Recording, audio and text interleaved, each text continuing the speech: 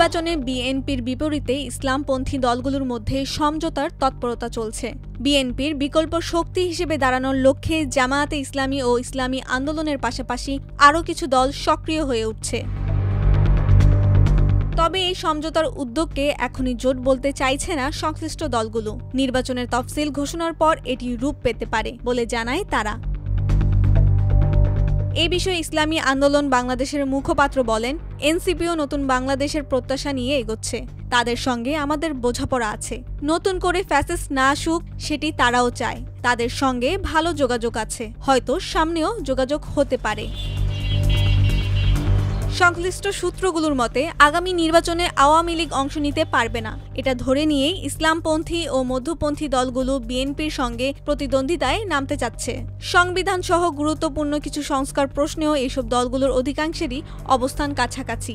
Jamaat, NCP, ইসলামী আন্দোলন ও খেলাফত মজলিসের দুই অংশসহ অনেকগুলো দল উচ্চকক্ষে আনুপাতিক প্রতিনিধিত্ব পদ্ধতিতেই নির্বাচনের পক্ষে।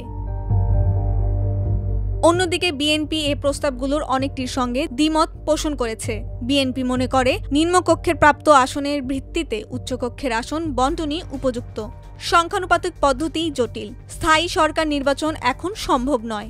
পাশাপাশি সরকার প্রধানের ক্ষমতা কমানো ও মেয়াদের বিষয়ে দলটি শর্ত দিয়েছে। তারা মনে করে সরকার প্রধানের ক্ষমতা খর্ব হলে রাষ্ট্র পরিচালনায় সমস্যা হবে।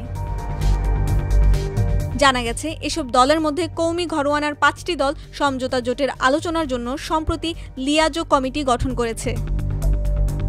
ইসলামপন্থীদের ভোট এক বাক্সে আনার লক্ষ্যে প্রথম প্রচেষ্টা শুরু করেন চরমোনাই পীর ও ইসলামী আন্দোলনের আমির সৈয়দ মোহাম্মদ রেজাউল করিম। ২০২৪ সালের এপ্রিলে তার এই উদ্যোগে যুক্ত হয় আরও ৪টি নিবন্ধিত ইসলামী দল। সে দলগুলো হল বাংলাদেশ খেলাফত মজলিস, জমিয়তে উলামায়ে ইসলাম, নিজামে ইসলাম পার্টি ও খেলাফত মজলিস। এই ৫টি দল ২৩ এপ্রিল এক যৌথ সংবাদ সম্মেলন করে নিজেদের মধ্যে প্রাথমিক সমঝোতার কথা জানায়। রাজনৈতিক মাঠে আওয়ামী লীগ অনুপস্থিত থাকায় বিএনপিকে এখন সবচেয়ে বড় শক্তি হিসেবে দেখা হচ্ছে। তবে বিএনপি ক্ষমতায় এলে ছোট দলগুলোর গুরুত্ব কমে যাবে, এমন আশঙ্কাও আছে অনেক দলের মধ্যে।